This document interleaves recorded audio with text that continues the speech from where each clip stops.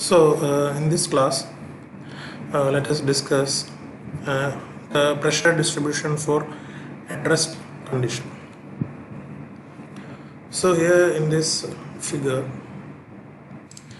you can see an element, soil element taken here, and the vertical stress of the soil, that is, it is obviously the weight of the soil, and the lateral pressure or the horizontal stress is denoted as sigma V and sigma H. So if you consider this as the principal planes, then this will be the major principal stress and this will be the minor principal stress. Okay, so the distribution here, you can say it is a rectangular distribution, and if you consider a depth Z, then at that point the horizontal stress is K0 into gamma H, where K0 is the earth pressure coefficient for at rest condition, and gamma is the unit weight of the soil, and Z is the height. So this is the expression for the lateral pressure at a depth Z.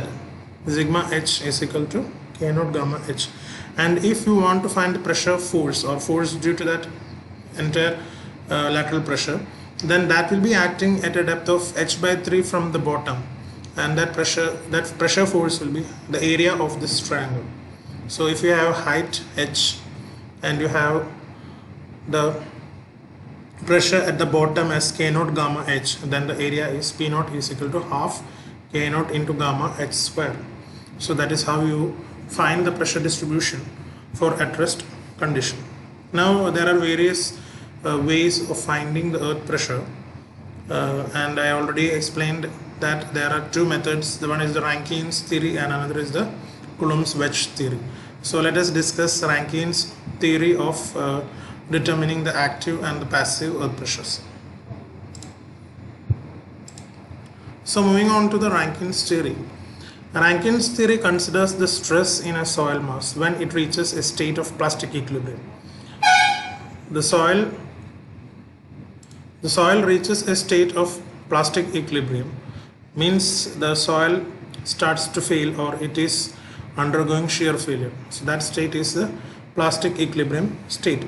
What is elastic equilibrium? Elastic means whenever you apply a load and when you remove the load, that material will regain its original state. That is called elastic equilibrium. But plastic equilibrium means even if you remove the loading, that material will definitely undergo deformation. So that case, in the case of soil, is the shear failure case. So what are the assumptions made by Rankine in his theory to determine the earth pressure? So the first one here is soil mass is homogeneous and semi-infinite.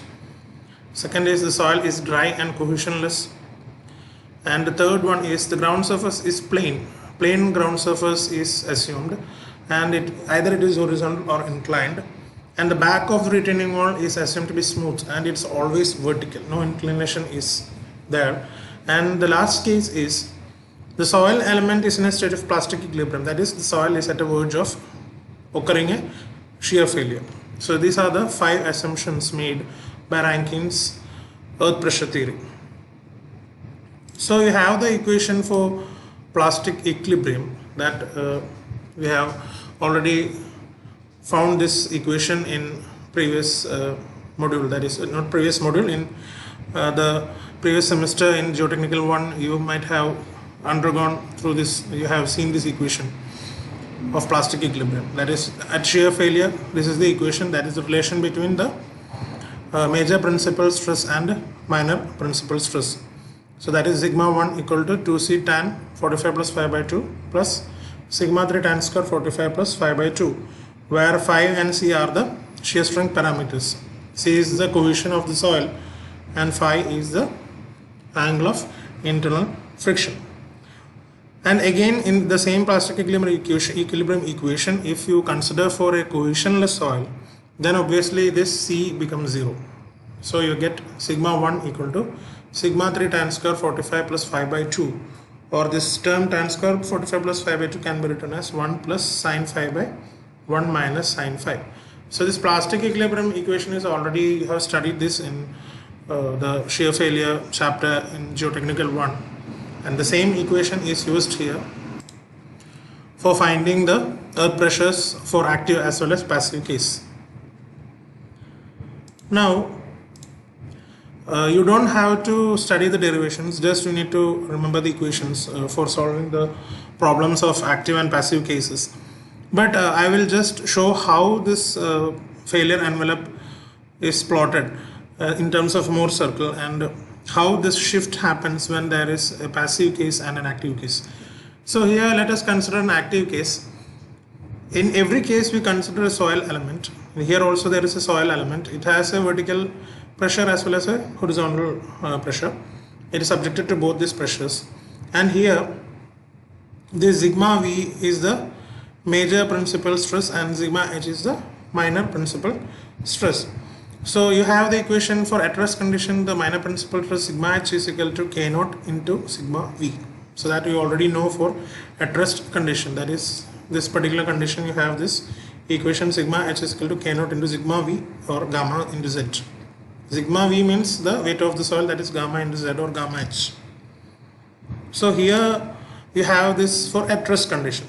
Now for that you have a Mohr circle. So let this be the Mohr circle for at rest condition, the Mohr circle 1. So you have the major principal stress sigma V and you have the minor principal stress K naught into sigma V. Now what happens that if this minor principal stress is decreasing, it will shift the Mohr circle to 2 at a point A dash. That means this stress will be at A dash, and again if that horizontal stress is keeping on decreasing, then it will shift to A2 dash. Then you can see at this point the circle is touching the failure envelope. That means the soil has reached a stage of plastic equilibrium. That means it has undergone shear failure. So that particular at that particular case you find that is a critical condition for the active case. Okay, so here what happens is that this is an important note, that horizontal plane remains as the major principal plane and vertical plane remains as the minor principal plane. There is no change in the planes, and for this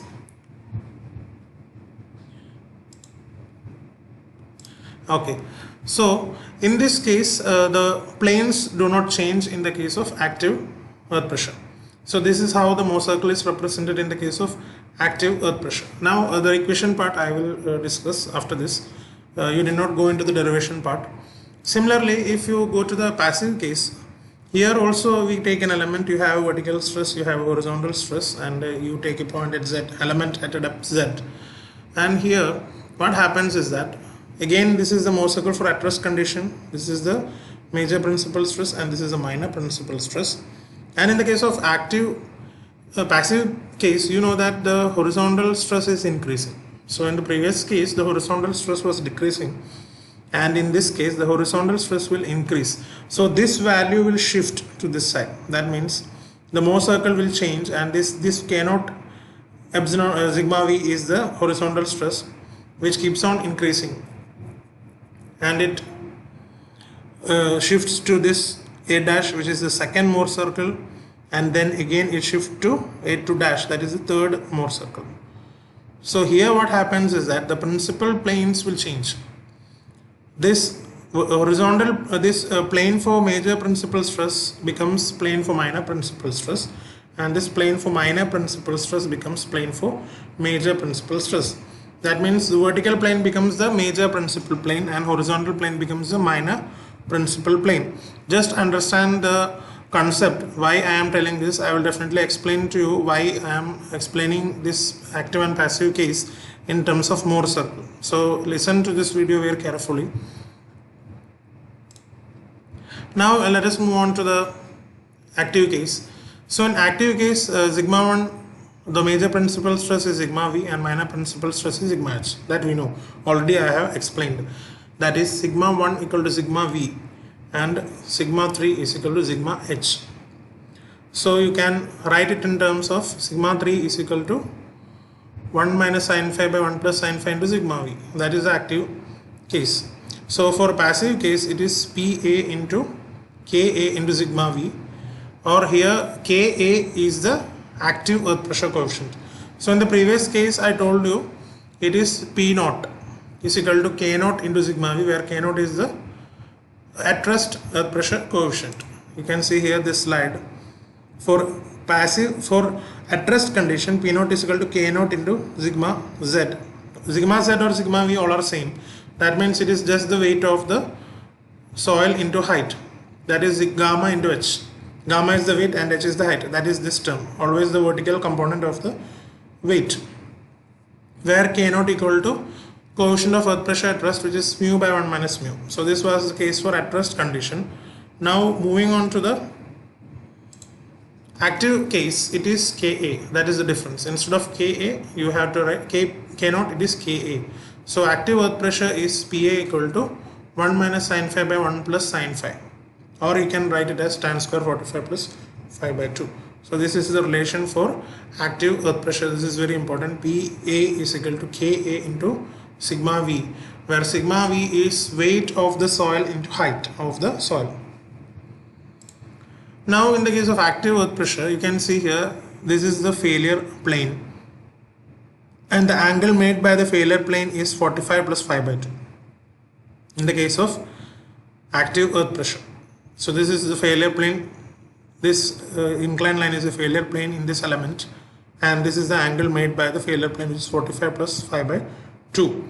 So what happens in the active earth pressure case is that the entire wedge of the soil wedge is moving towards the wall, and the wall is tilting in the left direction, towards the left. This is the wall movement direction, towards the left. So this is the wedge movement of the soil. This is the failure plane. This is the failure plane, and this failure plane is tending this wedge to move towards the wall, and this wall is moving in this direction. So this particular soil here will resist the movement. So this is the resisting force in the case of active earth pressure. Now let us move to a passive earth pressure case. Here just difference is that it is Kp. Instead of the active earth pressure coefficient, you must apply the passive earth pressure coefficient. Kp is equal to 1 plus sin phi by 1 minus sin phi, just reciprocal of Ka. We have Ka equal to 1 minus sin phi by 1 plus sin phi. Here Kp is equal to 1 plus sin phi by 1 minus sin phi, or it can be written as tan square 45 minus 5 by 2. Okay, so this is just the difference between the active earth pressure case and passive earth pressure case. And why this is happening, or why we are taking two different tan angles or failure envelope angles are different, I will just show you. Now moving on to this slide, here for an passive case, the angle, this is the failure plane, and the angle made by the failure plane with the horizontal is 45 minus 5 by 2. And here you can see the wall movement is towards the backfill, and this is the failure plane here, and the soil is moving in this direction. Due to the pushing of this wall, the soil is getting compressed. So this is the failure wedge which is moving. This is the wedge which is moving towards this right direction. That is, this is the resisting soil. This is the soil portion which is resisting this movement. So this is the failure plane in the case of passive earth pressure. So whatever I have explained previously, that in the case of passive earth pressure, the wall moves towards the backfill, and in the case of active earth pressure, the soil moves towards the retaining wall. So the same thing I am explaining here, just again to get clarity. The failure wedge here is pushing the retaining wall, and the retaining wall is moving towards the left direction in active earth pressure, and here the retaining wall is pushing the soil wedge. This is the failure plane, and this is the passive case. The practical aspects of at rest condition, active earth pressure and passive earth pressure, I will explain after this theoretical lecture, before solving the problems. Okay, so we will get a better understanding. So just make sure that you don't misunderstand with Kp and Ka. Ka is 1 minus sin phi by 1 plus sin phi, and Kp is 1 plus sin phi by 1 minus sin phi. Also the failure envelope, angle made by the failure plane with the horizontal. In the case of active earth pressure, it is 45 plus 5 by 2, and in the case of passive earth pressure, it is 45 minus 5 by 2. No need to move on to the derivation part, because it is complicated and the derivations are on the basis of Mohr circle. And also in this particular module, definitely you have to solve the problems like in module 1.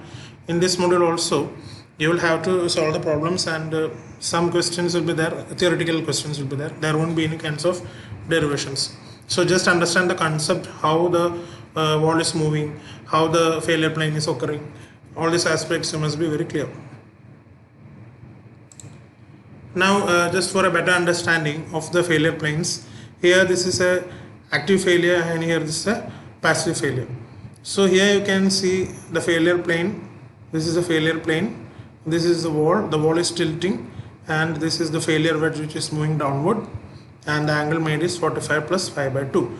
This is the practical case. If you see, this is a normal retaining wall. If you see any retaining wall, you have a huge cut and you have constructed a retaining wall here. Let this be cut, this cut be for any activity, whether it is for a roadway or it is for any other activity, whether you are going to construct a building. You make a deep cut here and you have a soil, and the soil is weak, so you give a retaining wall to support the soil, and this soil is applying pressure on this wall and this wall is tilting. So this is a normal case of active case is a normal case. Always this will happen whenever we make any cut. But passive case is a different case, that is the wall is moving towards the backfill. So wall is moving towards the backfill means you have some soil here after a construction of a cut, and maybe this soil is trying to push this wall in this direction, and the wall is compressing the soil in this portion. Okay, and here the wedge is, this is a failure plane, and this wedge will compress the entire soil mass in this particular region, finally leading to failure. Kind of heaving or something will occur in this portion because of this wall movement in the right direction. So this failure angle will be 45 minus 5 by 2. So get a better understanding. You see here this dotted line, here this is the wall, dotted line is moving towards the left. So this is the case of active earth pressure, and dotted line is moving into the soil, which is a case of passive earth pressure. At rest means that wall will not move, it will just stand there itself. So this was the case of the active and passive earth pressure for cohesionless soil. And now let us move on to cohesive soils. So Rankine actually in his assumption it is for cohesionless soil. Whatever he has found for active and passive cases, it is for cohesionless soils. Now it was later on extended to cohesive soils as well. So only difference is that a term C will come if it is a case for cohesive soils. So in active earth pressure, so this is a general equation. I have told you that for all the active and passive cases we will be following this equation for plastic equilibrium. That is sigma 1 equal to 2c tan 45 plus 5 by 2 plus sigma 3 tan square 45 plus 5 by 2. Now in an active case I told you sigma 1 is sigma v and sigma 3 is sigma h. Sigma 1 means major principal stress, sigma 3 is minor principal stress. So here you substitute sigma 1 as sigma v, and in the place of sigma 3 it is the passive earth pressure, isn't it? PA, that is sigma h is PA. So you substitute PA here in place of sigma 3, and you substitute sigma v in terms of sigma 1. So you get sigma v equal to 2c tan 45 plus 5 by 2 plus PA tan square 45 plus 5 by 2. Now what is this PA? You need to find the active earth pressure. So PA equal to, you just take this term and sigma v will go to the other side. Okay, so you get this as sigma v when this becomes the denominator, so you can write it as tan square 45 minus 5 by 2. Okay, that is just trigonometry. So you get PA equal to sigma v tan square 45 minus 5 by 2 minus 2c tan 45 minus 5 by 2. That is, you know this sigma v, it is gamma h, weight of the soil into height, and this tan square 45 minus 5 by 2 is the active earth pressure coefficient, which we have already shown here.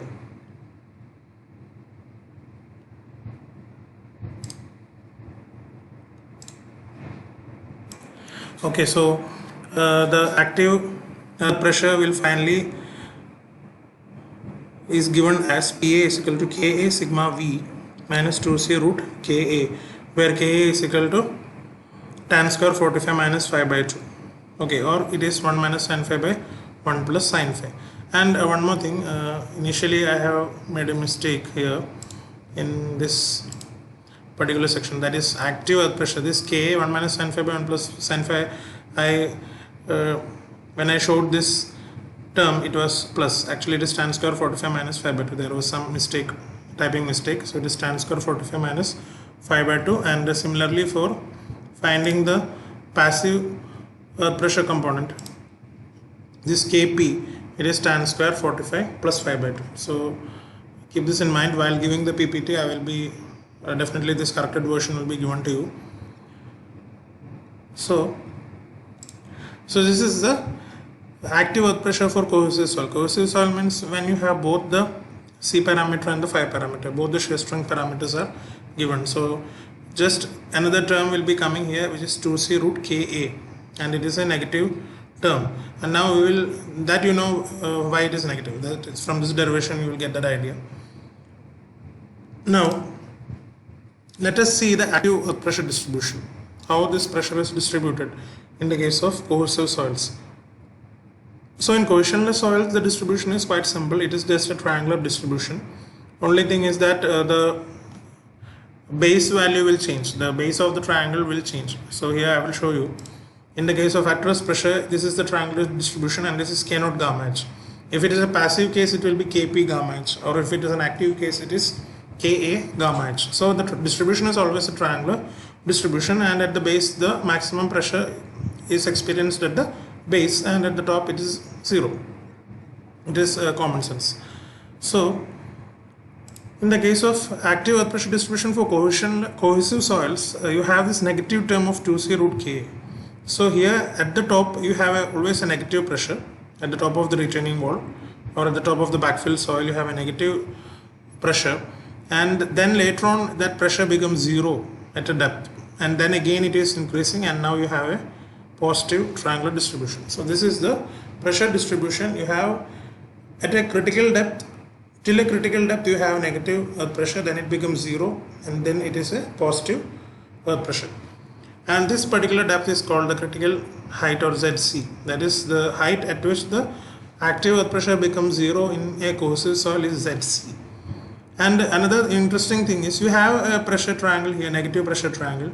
If you have the same triangle towards the downward direction, this will be a positive triangle. So this negative triangle and this positive triangle will get cancelled each other, and you have 0 pressure. That is, overall pressure from this point to this point will be 0. You have 0 active earth pressure, and this height is called the critical height, and that critical height is 2 times this ZC. So this is the height of cut, which is unstable. That means active earth pressure becomes 0 at this point. So whenever you make any cut in a soil, in a cohesive soil, the height of the cut must be less than this critical height, that is less than 2 ZC. If that critical height is greater than 2 ZC, then your cut will collapse. If that critical height, which the height of the cut is less than this critical height, then the cut is stable. Okay. So this is the case of, this is the derivation of, not derivation, just a representation of the equation. The critical depth case, the active earth pressure is 0 at depth ZC. That you already know. Here at 0 depth it is ZC. And now you have the equation for passive earth pressure, active earth pressure, P equal to Ka gamma ZC minus 2C root Ka. And here you have ZC is equal to 2C divided by gamma root K. Just from this equation you will get ZC. That is, it is 2C by gamma root K. And what is the critical height? HC is equal to 2 into ZC.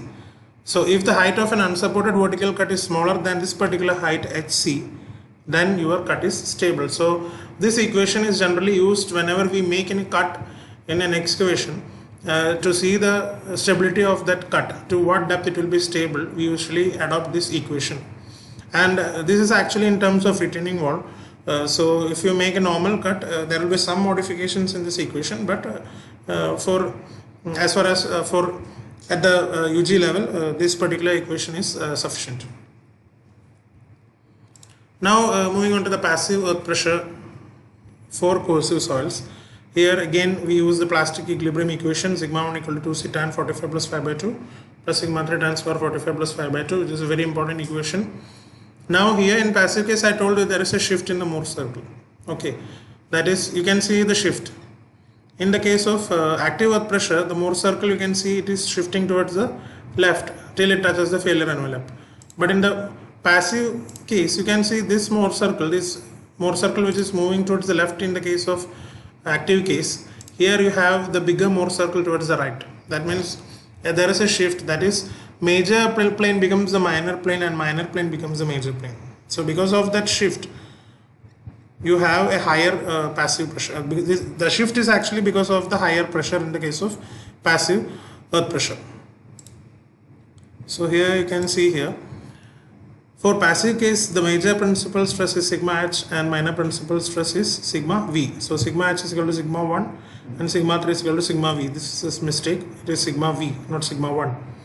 So you write sigma 1, that is sigma 1 is PP, passive earth pressure, PP, that is the major principal stress, sigma h. PP means sigma h and this is sigma 1. So sigma 3, sorry, sigma v is sigma 3, PP is sigma 1. Similarly, in that case, it is the reverse.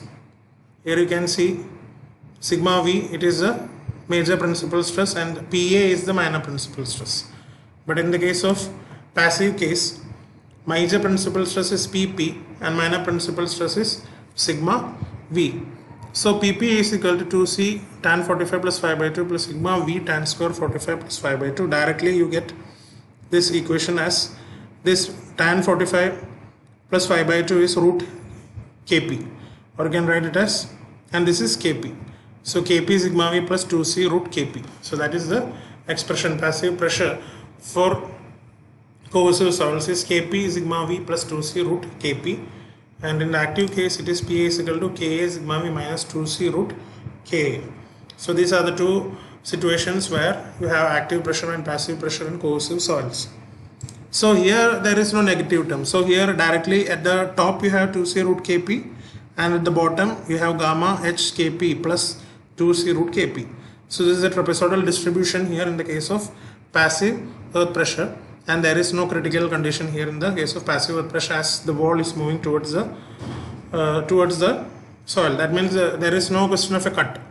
But here there is a this condition is actually applicable whenever we make any vertical cuts in soil. This particular diagram is very crucial to find the critical height, and the problems also are very important. Many times such problems are asked for university exams.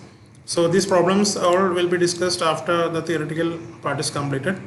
So that's all about this lecture. In the next lecture we will be discussing about the Coulomb's wedge theory and also the special cases, that is inclined fill, or whenever there is a surcharge over the soil, all such cases, and also some practical aspects will be discussed in the next lecture.